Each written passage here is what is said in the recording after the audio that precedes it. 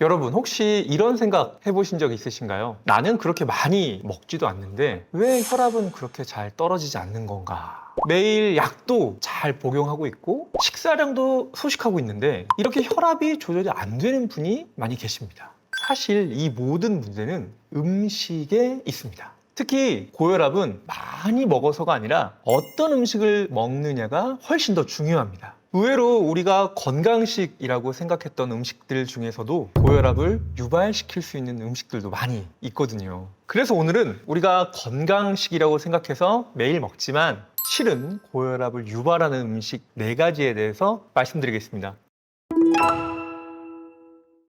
피해야 되는 음식들의 공통점은 굉장히 쉽습니다. 늘 강조하는 첫 번째, 소금, 나트륨이죠. 나트륨. 그게 부동의 1위입니다. 부동의 1위. 그리고 그 다음에 매번 나오는 정제탄수화물. 그리고 세 번째로는 포화지방. 그리고 네 번째로는 술. 이 4가지가 가장 중요한데요. 이 중에서도 나트륨이 가장 중요합니다. 그 이유는 포화지방이나 트랜스지방 그리고 정제탄수화물, 알코올은 중간 대사 과정을 통해서 혈압을 올리는, 그러니까 과정을 통해서 올리는데 나트륨은 그 단독으로 직접적으로 혈압을 바로 올리기 때문에 그렇습니다. 그래서 고혈압을 조절하기 위해서 꼭 피해야 될 음식 하나를 골라보면 나트륨이 많이 들어간 음식입니다. 지금부터는 이 나트륨이 많이 들어간 음식들 중에서 특히 한국인이 자주 먹는 음식에 대해서 자세히 한번 말씀드리겠습니다. 자, 첫 번째는 한국인이 가장 사랑하는 부동의 1위 음식이죠. 바로 된장찌개입니다. 된장찌개. 너무 속상하죠. 된장찌개는 이제 발효된 콩이죠. 발효된 콩으로 발효 음식이 이제 건강에 이롭다고 알려져 있고 유산균, 그다음에 장내 미생물의 먹이가 되니까 장점도 물론 있지만 실제로 우리가 시중에서 시판되는 된장은 그 나트륨 함량이 굉장히 높습니다. 실제로 우리가 복용하는 음식들 중에 나트륨 함량이 제일 높은 거는 라면이거든요. 라면. 근데 라면은 건강을 생각하는 분들은 좀 멀리 한단 말이죠. 그런데 2위가 바로 이 된장찌개라 제가 된장찌개를 가장 피해드는 음식으로 선정을 했습니다. 하루에 권장되는 나트륨의 양이 2000mg이거든요. 소금으로 치면 5g쯤 되는데 이 2000mg이 라면에 다 들어가 있어요. 그러니까 라면을 하루에 먹으면 내가 하루 종일 먹어야 될 나트륨이 다 들어가 있는 거예요. 그럼 된장찌개는 얼마냐? 조금씩 차이가 있긴 한데 일반적으로 1200에서 1800mg. 그래서 한국인이 많이 섭취하는 음식 중에 나트륨 함량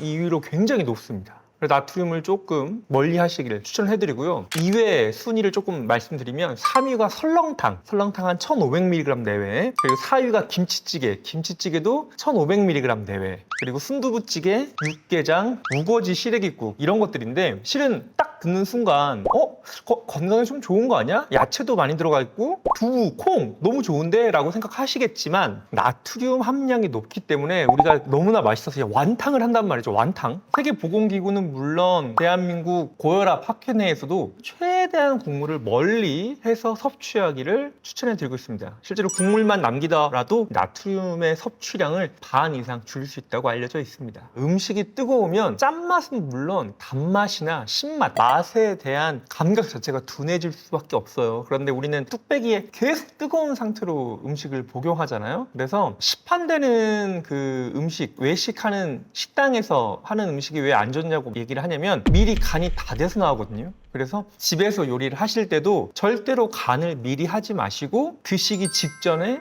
소량으로 간하는 걸 추천해 드립니다. 뜨거우면 확실히 짠맛이 좀 덜 느껴져요. 고혈압 환자들이 꼭 피해야 되는 음식 두 번째는 바로 젓갈입니다. 젓갈. 염장식품인 거죠. 명란젓, 오징어젓, 장아찌류도 마찬가지예요. 마늘장아찌, 깻잎장아찌, 그 다음에 염장이 된 굴비, 그 다음에 자방고등어, 그리고 일부 이제 수제 피클 같은 것들도 다 이런 염장식품, 젓갈류에 들어갑니다. 이런 것들은 나트륨 함량이 높을 뿐 아니라 졸여졌기 때문에 많이 들어가거든요. 그거 자체도 짜서 좋지 않은데 생각보다 많이 먹고 그리고 그게 또 밥을 부르거든요. 밥도둑이라는 얘기를 하잖아요. 정제 탄수화물, 밥도 단순 탄수화물도 같이 섭취량이 늘어가기 때문에 고혈압이 있는 분들은 이런 젓갈 식품들을 피하시는 게 좋겠습니다. 특히 요즘에는 그 젊은 고혈압 환자분들이 급증하고 있는데요. 이 젊은 고혈압 환자분들 중에 여성도 굉장히 많은데 파스타에도 젓갈이 들어갑니다. 바로 명란 파스타인데요. 명란 파스타 자체가 뭐가 짜냐라고 생각하실 수 있긴 하겠지만 염장이 된 명란이 이제 분해가 되면서 흩어진 채로 섭취하기 때문에 실제로 그 안에 들어간 나트륨 함량은 하루 권장량의 50%가 넘는 1000mg이 넘는 경우가 허다하고요. 아까 말씀드린 김치찌개 친구로 이렇게 새우젓, 젓갈류 이런 걸로 또 간하면 정말로 꼭 피해야 될 1번, 2번 음식이 동시에 들어오는 거라 고혈압 있는 환자분들은 된장찌개나 김치찌개 같은 찌개류에 젓갈로 간을 해서 드시는 걸 조금 유념하시는 게 좋겠습니다. 그리고 이 명란 김밥이나 명란 파스타 같은 것들은 좀 달거든요. 근데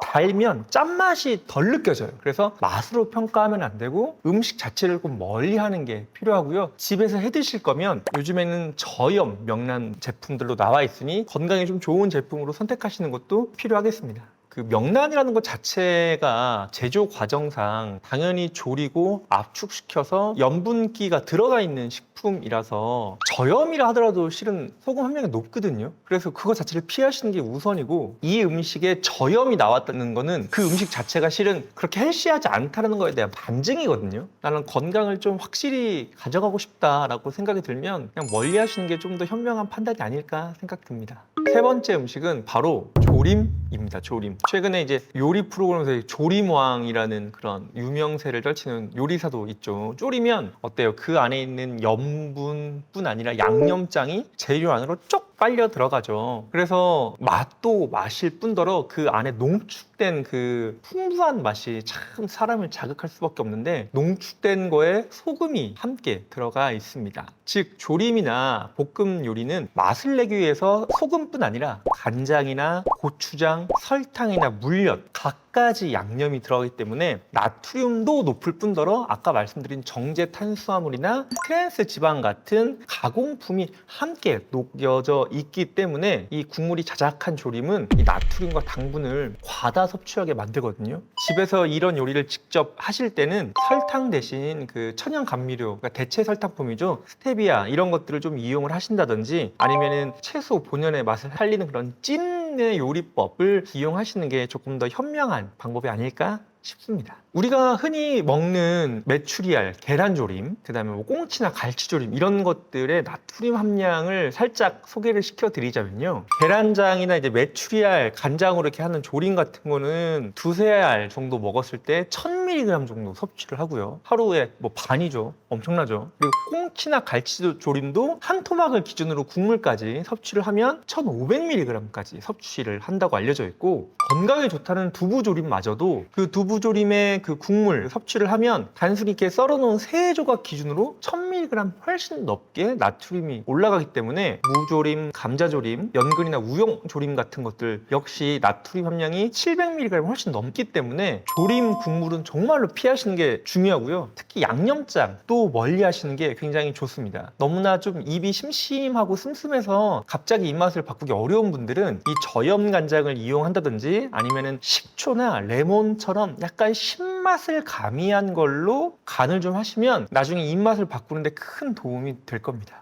한국인들이 고혈압을 위해서 멀리해야 될 네 번째 식품 바로 김치입니다. 김치. 세계보건기구에서는 뭐 발암식품으로 등재하기도 했는데요. 제가 이 얘기 들을 때마다 하는 건데 햇빛도 발암군이에요. 뭐 그냥 다 들어가는 겁니다. 김치는요 발효유산균도 굉장히 풍부하고 식이섬유도 많고 그리고 항산화 물질도 굉장히 풍부하고요. 칼로리도 낮고 그리고 포만감도 줄 수 있는 고부피 식품인데다가 전통 식단의 채소에 함께 어우러지는 좋은 건강한 채소가 많이 있는 상이라 장점이 많지만 첫 번째 김치를 끓여가지고 양념장에 맛있게 믹스해가지고 김치찌개로 먹는 경우 나트륨 너무 높고요. 김치를 볶음밥으로 이렇게 썰어가지고 김치볶음밥 해가지고 막 버터에 막 마가린에 막 기름 둘러가지고 트랜스 지방 함량이 높아질 수밖에 없고요. 그리고 이게 더 중요해요. 묵은지 너무 맛있는데 이 묵은지가 신맛과 함께 짠맛을 중화시켜서 묵은지의 나트륨 함량이 훨씬 높습니다. 특히 시판되는 건. 그래서 건강에 좋은 분명히 좋은 식품이긴 하지만 반찬으로 소량 복용하는 게 아니라 찌개로 국물과 함께 복용하는 경우, 볶음밥으로 너무나 많은 기름과 함께 복용하는 경우, 그리고 묵은지를 조금 많이 복용하는 경우는 모두 건강에 좋지 않은 김치 섭취 방법이 되기 때문에 조심하시는 게 필요하겠습니다.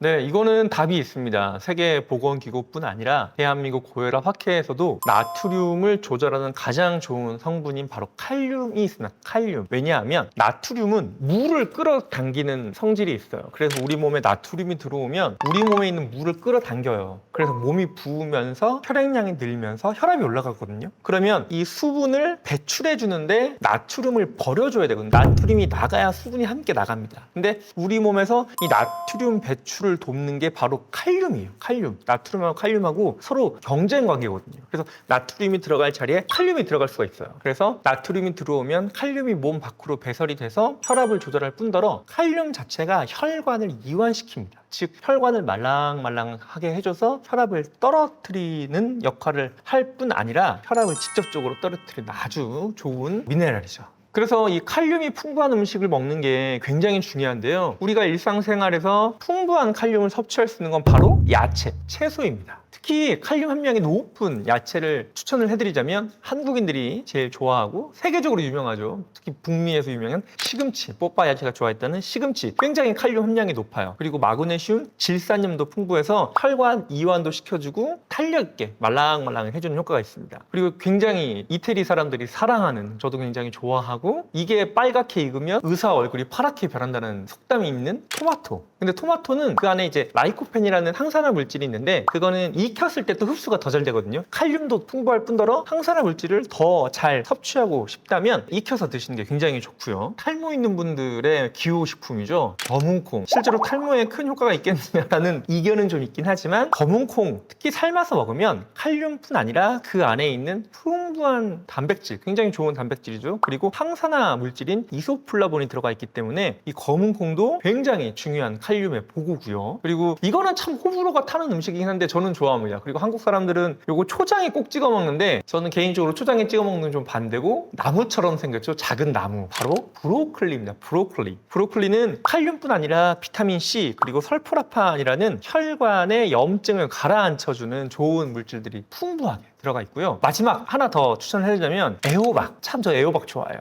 애호박 친구. 이 주키니 호박도 요즘에 인기가 많은데 이런 것들은 칼륨도 많고 그리고 생각보다 부피 대비 열량이 좀 적거든요. 그래서 허기를 달래는 다이어트 식품으로도 사랑받고 있습니다. 그래서 고혈압을 음식으로 조절하고 싶으신 분이면 나트륨을 줄이고 칼륨을 많이 드셔야 되는데, 칼륨은 야채에 풍부하고 특히 칼륨이 풍부하게 들어있는 야채 5가지를 추천해드리면 시금치, 토마토 익힌 거, 그다음에 검은콩도 삶은 거, 브로콜리, 그리고 애호박, 이렇게 신경 써서 드시면 정말 좋겠습니다.